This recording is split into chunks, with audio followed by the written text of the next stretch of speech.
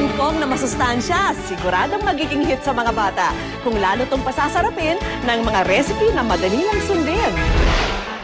Sa palengke, madalas siya ang bumibida. Sa kulay niyang green na green, masustansya na agad ang kanyang dating. Ito ang paborito nating kangkong. Abot kaya ang gulay na ito na siguradong magaan sa bulsa. Sa tulong ni Chef Ed ng Pino Restaurant, matututunan natin ang mga recipe na pinulot straight from the kangkungan. Umpisahan natin sa healthy almusal, ang garlic kangkong fried rice. Ihanda lang ang chopped kangkong, kanin, bawang, tuyong siling labuyo, mantika at asin. Igisa ang bawang sa mainit na mantika. Isunod ang purot ng asin. Extract ng asin yung flavor ng bawang. Kaya nilagyan ko na siya. Isama ang sili at kangkong hanggang sa malanta ito. Lagyan na natin ang ating kanin. Siyempre, pag nagsasangag, maganda yung malamig na kanin na, no?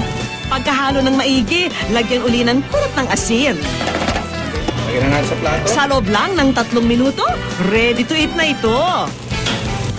Sa halagang 20 pesos, pwede nang pagsaluhan ng 4 ang ating kangkong sinangag.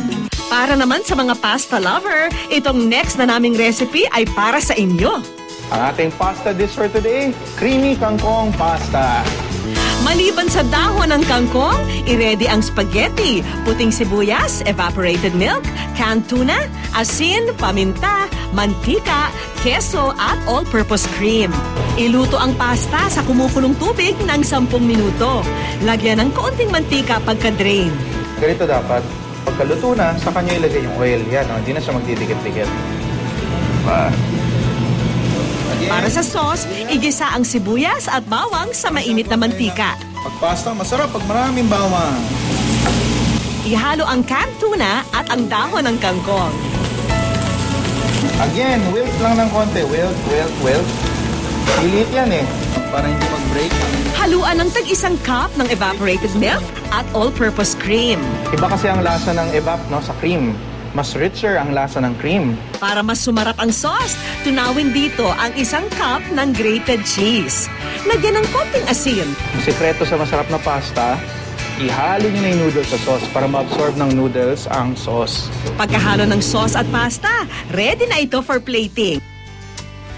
Ang sarap ng creamy kangkong pasta, siguradong swak sa inyong bulsa for only 80 pesos para sa 5 tao.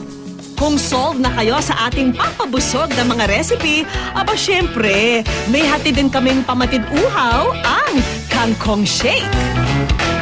Ihanda lang ang kangkong, asukal, yelo at evaporated milk. Sa blender, pagsamasamahin ang dahon ng kangkong, 2 cups ng evaporated milk, 2 kutsarang asukal at yelo.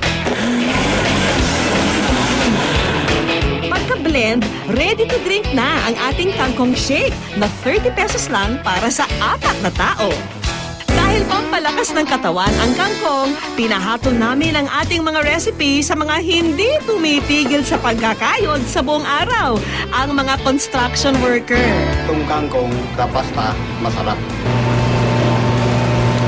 Okay rin pala ang chic na kangkong.